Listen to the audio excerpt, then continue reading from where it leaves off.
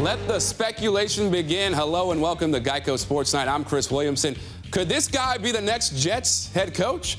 The Packers fired Mike McCarthy after Green Bay fell to Arizona. And while the Packers fired their man, the Jets and Giants kickers provided a lot of fire for their teams. One, keeping his team in the game, and the other, helping them win it. We'll start with the Giants battling the Bears in what was a wild one. Giants hosting the Bears. Chase Daniel starting at QB for the Bears in place of Mitch Trubisky. First drive of the game, Daniel intercepted by Alec Ogletree. Takes it for the 8-yard touchdown. Giants up 7-0 early. Jump ahead to the third. New York down 14-10. Eli Manning tosses it back to Odell Beckham Jr. He looks to throw. Heaves it all the way down the field to a wide open Russell Shepard. 49-yard touchdown. Giants take the 17-14 lead. Later in the third, Giants going it for on fourth down. Manning. No one covering Beckham in the end zone. Touchdown, Giants up 24-14. Just over a minute to go. Bears trailing by 7. But going for the onside kick. Cody Parkey's kick is recovered by Chicago tight end Daniel Brown. Bears still have life in them. 3 seconds left. Last chance for Chicago. Running back Tariq Cohen gets the ball, completes the pass to Anthony Miller in the end zone. Bears tie the game up on a trick play. We head to overtime. Giants looking to take the lead. 44-yard field goal for Aldrick Rosas. It's good. Giants lead 30-27. Ensuing Bears drive. 4th and 8.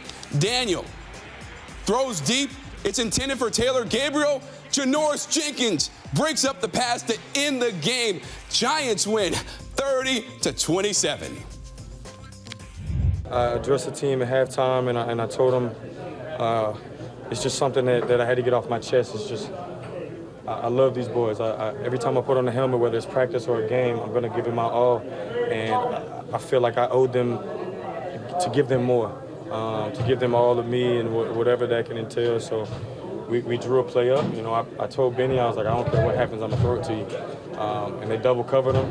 And this grown man from LSU who I love you, man. I love you, man. Who I've played with for a long time. I seen him down the middle of the field, and I was like, this can't be real.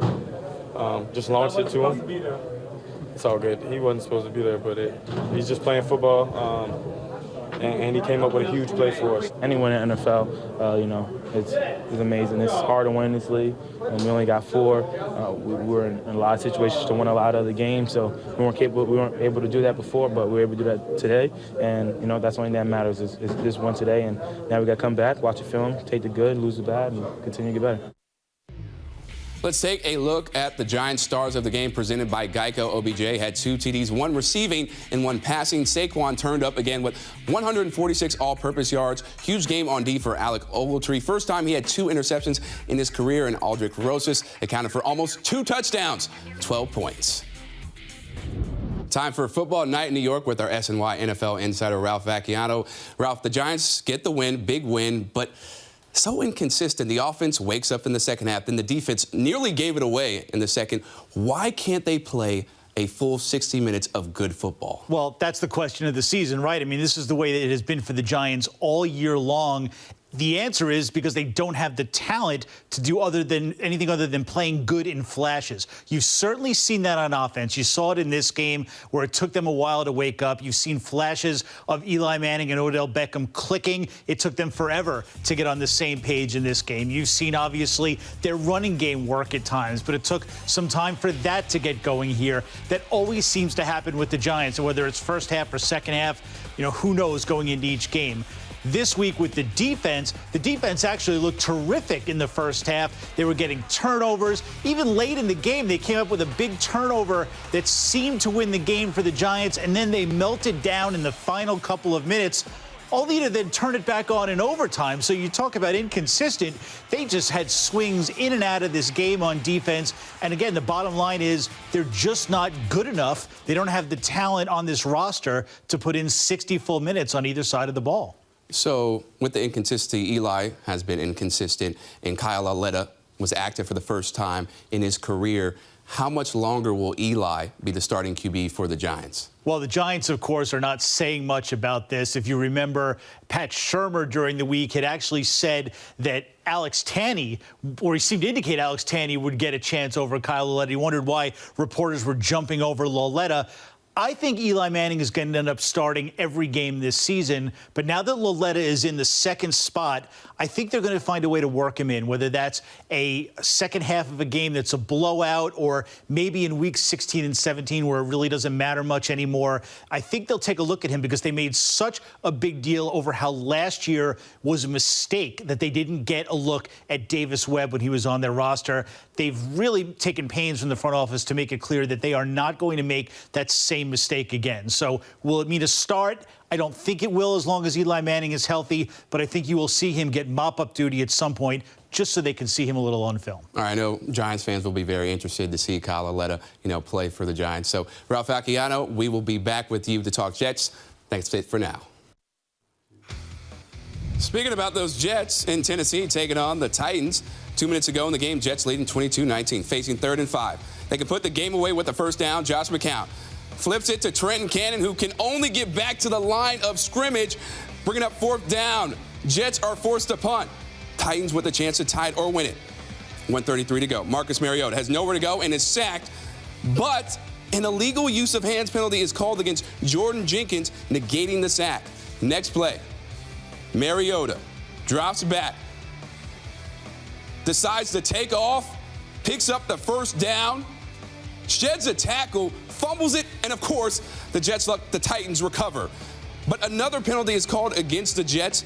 This one, a 15-yard face mask penalty against Trumaine Johnson, tacking on 15 yards at the end of the run. Todd Bowles can only watch his team commit his 11th penalty. Titans drive continues. Mariota completes it to Anthony Ferkser for a gain of 25 yards. 42 seconds left. Mariota finds Corey Davis, who fights his way in for the touchdown. Jets trail 26-22, and Leonard Williams' reaction says it all. Last chance for the Jets. 29 seconds left. McCown. Does he have a Hail Mary in him? No. Malcolm Butler intercepts it. Jets suffer an excruciating 26-22 loss, their 6th straight defeat. After the game, Bowles was asked why this team has been unable to finish. If I knew the answer to that, honestly, we'd be finishing right now. We're doing the same things we've been doing. At some point, we got to make a play to win the ball game. And we have 4 penalties on the last drive alone that kept the drive alive. That shouldn't have happened, should have never happened. And we played the same way the whole day. And just dumb mistakes at dumb times cost us ball games. And that's why we're in the position we're in. Do you need more disciplined players in here? We need discipline in here, period. It's not the coaches, man. That game right there was simply on us. We gave the game to them. Hats off to them. I give them credit for coming back and fighting back and winning the ball game. But at the same time, we got to learn to finish ball games. You look around the league, teams are scoring 4, 5, 6 touchdowns a game, and you guys, like Matt said, have been in the last 5. I mean, what is wrong? Well, I still have a job right now. So as much as I'd love to say what my opinion of that is, I'd rather just keep that to myself. Not much to get happy about for the Jets Sunday. These numbers presented by DraftKings Sportsbook. Such a lack of discipline. 11 penalties, as we mentioned, for 96 yards. Biggest disappointment was going 0 for 3 in the red zone and a futile 3rd down efficiency, 3 for 14. Still more football to talk about if Todd Bowles' coaching days are numbered. One big name just became available, and he has a Super Bowl win on his resume. But up next, the Cano deal is pretty much done, so what's Brody Van Wagenen's next move? Our double takers have some advice for the Mets GM when Geico Sports Night returns. Download the new DraftKings Sportsbook app today, and they'll instantly match your first bet up to $200. But make sure you use code SNY at sign-up. There's no playthrough requirement. That's code SNY, and DraftKings will instantly match your first bet up to $200. Geico. 15 minutes could save you 15% or more on car insurance. Visit geico.com for a free rate quote. Geico makes it so easy to manage my policy. With an app that lets me pay my bill, add a vehicle, or even file a claim, it's not just easy. It's aerobics in a recliner easy. And plank. Move it. Shimmy. And step, swivel. Keep it going. Kick, hold. Kick it out, and kick. It's not just easy, it's Geico easy. Feel the bird.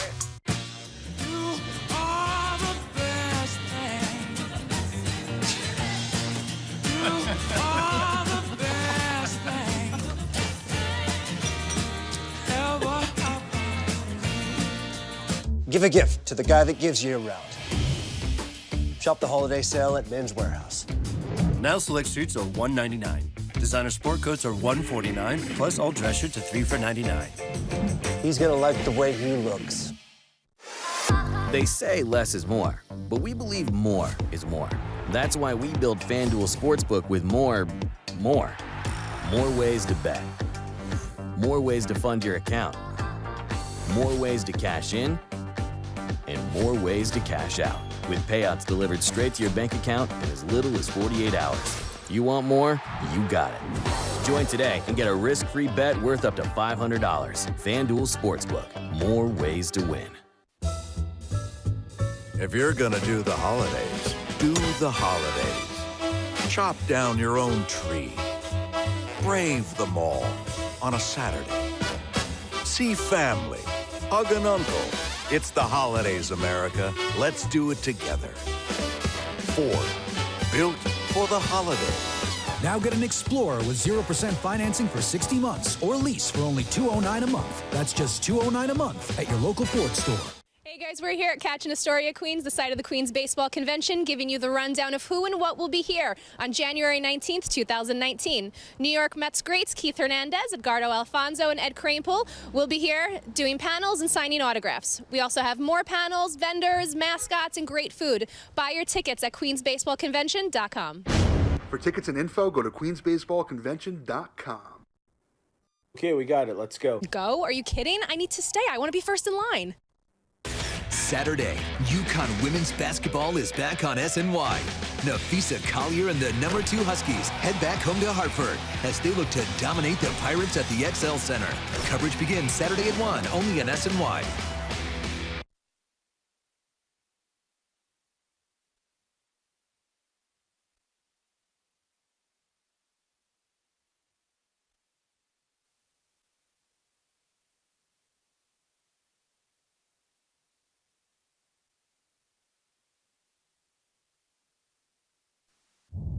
According to SNY's Andy Martino, a formal announcement of the blockbuster deal bringing Edwin Diaz, Robinson Cano, and $20 million in cash to the Mets could come Monday. The Mets sending Jay Bruce, relievers Anthony Swarzak, and Ursan Batista, as well as former first-round picks Jared Kelnick and Justin Dunn to Seattle. Time now for Double Take. Joining me are SNY contributors Dan Grassa and John Jastrzemski. So Brody Van Wagenen, he goes all out in his first offseason move with Edwin Diaz and Robinson Cano.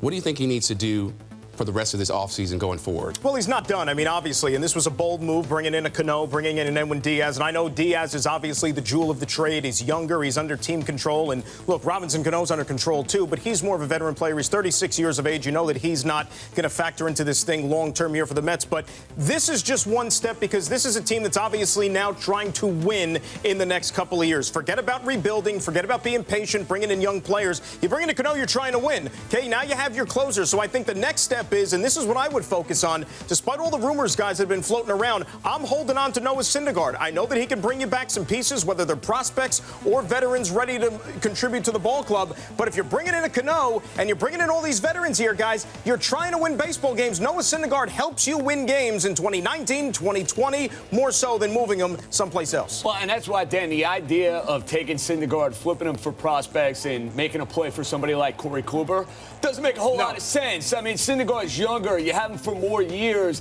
That's a guy I'm building with, unless you tell me I can get George Springer. You tell me I can get Chris Bryant. That's a trade I would make. To go to the San Diego Padres, take a couple of guys who are close to the big leagues, that's not something I want to do. But now moving forward, to your point, the Mets are all in, right? They're about trying to win. So how are you going to try to win? You got to improve upon this team. You got to get better behind the plate. You got to get better in the bullpen. You can't just look at Edwin Diaz and say, oh, our bullpen is set because we have our closer. No, you got to call Ottavino. You got to call Andrew Miller. You got to talk to David Robertson. You need to beef up a bullpen so that way if DeGrom or Syndergaard or Zach Wheeler has a lead after 7, dare I say, they can hold the fort. How about that, huh? What a concept, Actually doing right? that for once in a while. What a concept. Crazy. What about, okay, so the catching situation, who would you like to see him go after? Well, the guy I'm going after is Wilson Ramos. I think he's a pro's pro. He's played in the National League East. He played well in Washington, played for Philadelphia down the stretch. I know there are injury concerns. I'm not throwing 5 or 6 years at Yasmani Grandal. I'd be okay with Maldonado, but after watching Maldonado in the postseason for the Houston Astros, came away very unimpressed. Ramos going to be able to handle that pitching staff. He can hit, he can drive and runs. That's a guy I go get. Ramos injury prone, love the bat though. I'd be a little dicey putting him in a Met uniform, and you know injuries have been a concern for them bringing Ramos onto this club, even though I like him as a player. Maldonado, more of a defensive first catcher, guys, and now you're sacrificing a little bit of defense by bringing in an older Cano with lesser range at second base. Mets needed to up the defensive side of things here. Got to block the ball, though. Got to block the ball. He was terrible but that's in the his forte. He was bad in the postseason, but I think he's going to be better than the guys the Mets have on the roster right now. Yeah. And it's not going to cost you a lot either. No.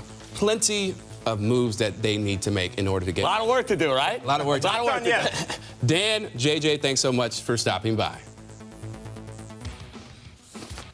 Most Rangers fans associate number 11 with Mark Messier, but between 1961 and 1974, those digits were worn by Vic Hadfield, who teamed with Jean Rotel and Rod Gilbert to form the prolific gag line. Hadfield's number 11 joined his line mates in the MSG Raptors as the 10th player in Ranger history to have his jersey retired. Hopefully, that would light a fire under this Rangers team. Hosting Winnipeg after losing 4 of their last 5 games, and boy, did things look good for the Rangers in this one. Second period, just as a power play expires, it's Chris Kreider who tips the blast off Mika Zibanejad. Blue Shirts had a commanding 3-0 lead after 2 periods, but the Jets caught fire in the third. Now a 3-2 game before Brian Little puts home a juicy rebound past Henrik Lundqvist. Winnipeg comes all the way back to force overtime, tied at 3. Eventually, we'd reach a shootout. Mark Scheifele with a game on his stick, and he fires a dart past Lundqvist to end it. Here's something we may never hear again in 2018. The Jets with a victory on Sunday, 4-3, the final. Coming up next on the show, Mike McCarthy gone from the Packers. So is that the man the Jets may want to hire? Should Todd Bowles get let go at the end of the year? We'll talk about it when Geico Sports Night returns.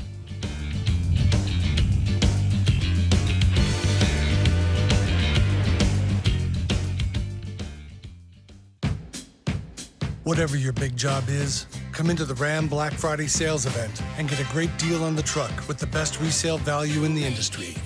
And find out for yourself why more people are switching to Ram trucks than ever before. Because of all the things you've built this year, some are sweeter than others. Great deals going on all month at the Ram Black Friday sales event. Or well-qualified lessees of competitive vehicles get a low-mileage lease on select 2019 Ram 1500 Classic models for $189 a month. Are you guys ready? This holiday, give them a gift they will never forget. It's here! In 3, 2, 1.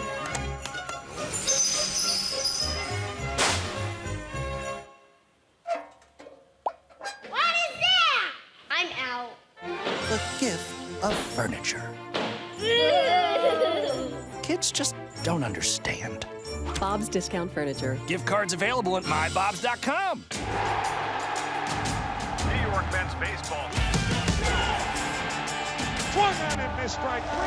Get your 2019 Mets ticket plan. Be here for all the biggest games. Choose from full season, half season, or 20-game plans. For a limited time, receive an authentic or replica Mets jersey with your purchase. Visit Mets.com/ticket plans or call 718-507-TIXX. Were you hurt at work? Get the workers' compensation payments you deserve. Did you suffer hearing loss at work, or do you have a third-party injury claim? And what about Social Security disability? Get the experienced legal representation you deserve. There's so much at stake. Call 1-800-222-WISH today. For over 80 years, Pasternak, Tilker, Ziegler, Walsh, Stanton, and Romano have defended the rights of hard-working New Yorkers. Call 1-800-222-WISH. At Toyota, November is Go-Vember. You've got places to be and people to see. Everyone's raving about our Black Friday savings. We've got super big deals on super sweet wheels. Go style. Go tech. Go fun. Get to Toyota's Go-Vember Black Friday sales event before these deals go. Right now, get $1,000 Black Friday bonus cash when you lease a new 2018 Toyota Camry. Hurry, these offers end soon. Find yours at buyatoyota.com. Toyota, let's go places.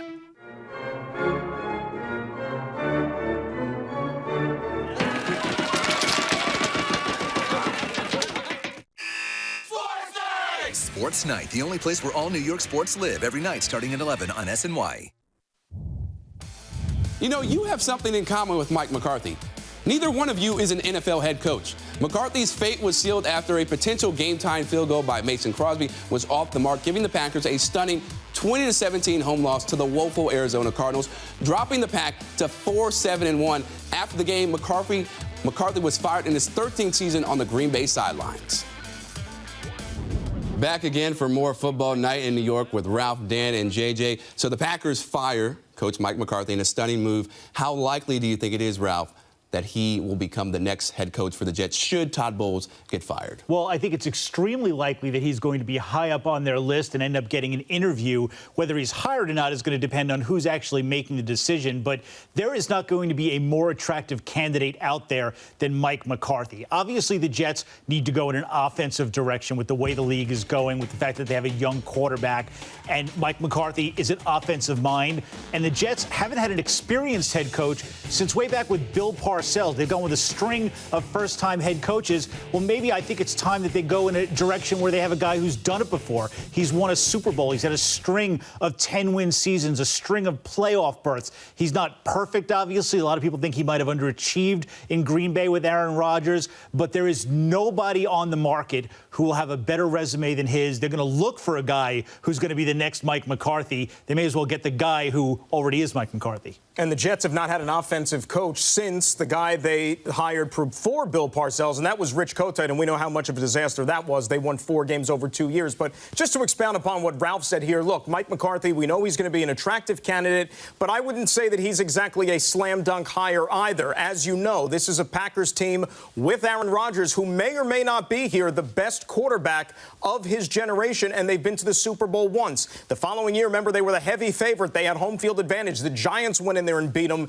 in their first playoff game. They were at Lambeau Field. They had that crusher NFC Championship game in Seattle that they blew a big lead. A lot of people felt they should have won that game. So you could poke holes in Mike McCarthy's candidacy, too, but a place that I would look out for, too, with McCarthy would maybe be a spot like the Cleveland Browns. John Dorsey and he go back a ways from their time together with Green Bay, and you know that there could be a fit there. Baker Mayfield, #1 overall pick. Browns in the market for a new head coach. He's going to be a hot commodity, I think, at a lot of places, not just New York. Fellas, I'm not in love with the idea of Mike McCarthy, and I get it. I understand he's got a track record. I understand he performed well for a good period of time with the Green Bay Packers, but the end has been ugly in Green Bay. I mean, if you watch that game Sunday against the Arizona Cardinals, to underachieve the way they have with Aaron Rodgers over the last couple of years would scare the living daylights out of me. And guess what? He's going to come to New York. He don't have a quarterback who is Aaron Rodgers. So to me, I'm looking for that bright, young, new offensive mind. I understand it is a risk. I understand it is not a candidate necessarily with the head coaching experience, but I saw a lot of warning signs from Mike McCarthy over these last couple of years. Yes, he has that Super Bowl ring, but I'm of the belief for a team that hasn't won the Super Bowl, kind of like the idea of bringing in somebody who's a little hungrier as opposed to a coach who's underachieved these last few years. You're not wrong at all about Mike McCarthy, but one thing to keep in mind are those the exact same things that people said about Andy Reid during his last 2 years in Philadelphia. Then he went to Kansas City. A lot of people at that time thought the game's passed him by, he's too old. Went to Kansas City, and they have loved every minute. Didn't have Aaron Rodgers, though. That is very Andy true. Reid never had Aaron Rodgers. Well, and think about this, too, right? I mean, the Jets are so starved now for some postseason success. It's been 8 years since they've been to the postseason. I think that any fan would probably sign up for winning 10 games every year, being in the discussion for a postseason bid, as opposed to just playing out the string like what is going to happen here in the month of December. All right, this will surely not be the last time that we talk about Mike McCarthy. Ralph, Dan, JJ, thanks so much for stopping by. Former Chiefs running back Kareem Hunt spoke for the first time Sunday since being cut by the Chiefs and placed on the commissioner's exempt list Friday. Hunt was let go Friday after TMZ released footage of him shoving and kicking a woman at a Cleveland hotel back in February. He told ESPN's Lisa Salters that he was sorry for his actions that night. So with that, 4 years since the Ray Rice fiasco, the NFL showed us this week they've learned nothing about how to handle domestic violence incidents. First, 49ers linebacker Reuben Foster, who's had a history of trouble, gets arrested for domestic violence allegations. He's released, but 72 hours later, Washington picks him up off waivers. And their executive, Doug Williams, said the incident was, quote, small potatoes compared to other things. Incredibly tone deaf. In Hunt's case, he almost played a full season after the incident and only got cut because TMZ released a disgusting video. The almighty NFL investigated the situation and couldn't get a hold of the video. But it really wasn't an investigation because they never even interviewed Hunt or the women involved. Think about the message all of this sends to women who've been assaulted. We don't care if someone hits you unless there's video available to the public and outcry ensues. It makes me nauseous. So that brings me to this question. Does the NFL's behavior lead us to conclude the org doesn't take domestic violence seriously? If it does, then how can we not hold them accountable? More Sports Night after this. A busy day for UConn basketball with both the men and women on the court, and college football has its Final Four. We're back after this.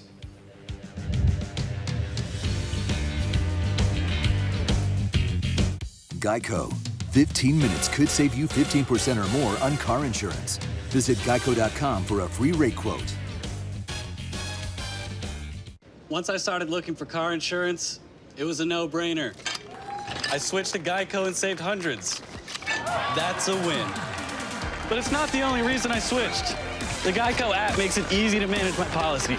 I can pay my bill, add a new driver, or even file a claim. Woo! Hey now, that's a win-win. Thank you. Switch to Geico. It's a win-win.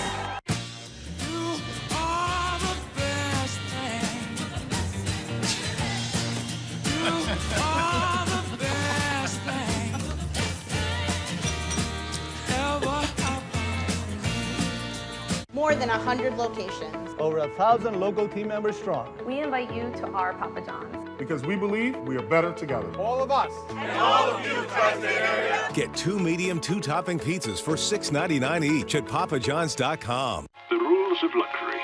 Look, but don't touch. Touch, but don't use. Use, but don't enjoy. Enjoy, but don't show it. If you're going to follow one rule, make sure it's this one. Luxury should be lived in. During the Infiniti Winter Sales Event, lease the all-wheel drive Infiniti QX50 for $379 a month. Now get a special winter bonus at your local Infiniti retailer. I gained 53 pounds. Did she say gain weight? I gained 53 pounds with CB1 Weight Gainer. That's right. Introducing CB1 Weight Gainer, the weight gain pill. I've been skinny most of my life. CB1 Weight Gainer totally changed my life. CB1 Weight Gainer is a safe, effective, and patented weight gain pill. I searched and searched online, and I finally found CB1 Weight Gainer. It took me only 3 months to gain 30 pounds. I went from 150 to 175 in just 3 months. All in all, I gained 53 pounds, and I'm super pumped. I look and feel better than ever. Gain the weight you want or your money back guaranteed. Order today and we'll include the exclusive Weight Gain Guidebook, a $19.99 value free. Call now and we'll also upgrade your order to rush processing, a $6.99 value absolutely free. That's right. Save over $25 when you call or visit CB1WeightGainer.com now. All things New York sports, all on one site with easy access to up-to-the-minute news on all of your favorite New York area teams, only on SNY.TV. Both UConn's men's and women's basketball teams in action Sunday. The ladies seeking redemption against #1 Notre Dame, who knocked them out of the national semifinals last season. Husky fans won't soon forget the name Arike Ogunbowale. She was the one who hit that famous buzzer beater. She gets the bucket right there. We're tied up in the early going. Early second half, UConn up 5. Freshman Kristen Williams running the floor in transition. She had a game-high 28. Huskies up 48-41. And they really put this one away in the fourth. Katie Lou Samuelson somehow gets this one to drop. She would complete a three-point play. An 89-71 victory will return the Huskies to #1, their 122nd consecutive regular season win for UConn. UConn men facing Arizona. 30 seconds left in the first. Jalen Adams drives, gets a tough bucket off glass. Huskies down 4 at the half. Adams 20 points, 8 minutes to go. Wildcats up 6. Tariq Gilbert blocked by Brandon Randolph. Gets it, takes it himself. Nice step for the land. Arizona hands UConn its